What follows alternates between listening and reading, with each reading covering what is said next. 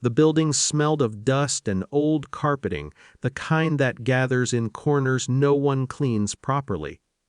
I paused on the threshold, hand hovering over the doorbell. My mind replayed everything I knew and everything I suspected, looping endlessly like static. Part of me wanted to turn around and go home. Part of me had to see. To know. When the door finally opened, it was not the confrontation I expected. He smiled, small, polite, unassuming, and said, "I was wondering when you'd come by." His tone carried no threat, no guilt, only a calm acknowledgement. That was the moment that froze me. The words weren't an admission, a denial, or an apology. They were a neutral fact, casually stated. My presence was just another routine in the day. I stepped inside, feeling the shift in temperature, smell of coffee and something unfamiliar. My thoughts scattered. Memory flared like fireflies. The mornings she used to make breakfast while humming, the nights we sat in silence on the couch, arguing about nothing and everything at once. The sound of her laugh. His laugh. How easily the memories tangled together now, threads knotted in the dark. I noticed a small detail I hadn't expected, a photo on the bookshelf, her face in it, untouched. Something in me wanted to snatch it down, erase it, or fling it across the room. But I didn't. I simply looked, let the weight of it sit there between us. Then, unexpectedly, the moment shifted. The building's security guard, doing a routine check, peered in the hallway. He looked at me, glanced at the apartment, and said nothing.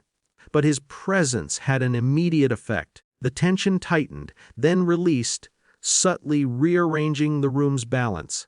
I felt a quiet authority bloom inside myself, not over him, not over her, but over my own response. I could leave, stay, speak, remain silent. And I chose silence. We stood there, words suspended. I listened to the faint hum of the air conditioning, the soft scrape of a chair as he moved to the kitchen. Feel the moment expanding, stretching across my chest, weighing on my ribs.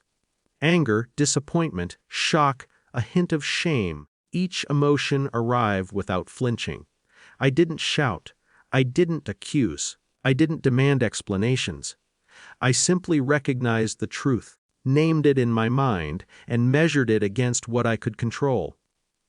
The control was in my calm, my presence, the way I decided not to break. Before leaving, I made one final observation, a stack of unopened mail, a small sign of ordinary life continuing amidst betrayal. Outside, the winter air bit my cheeks. The streets were unchanged, indifferent. I walked slowly, deliberately, letting each step mark the boundary between confrontation and departure. Later, a letter arrived in my own mailbox, a routine notice, a mistake from the building office. A trivial thing, yet it carried a clear message. Life continues, and so do its structures and rules, indifferent to personal anguish. Was a reminder that authority exists beyond emotion, beyond my private betrayal. That quiet realization grounded me. The time I returned home, I was neither triumphant nor broken. I had faced the truth and left it where it belonged, neither hidden nor discarded.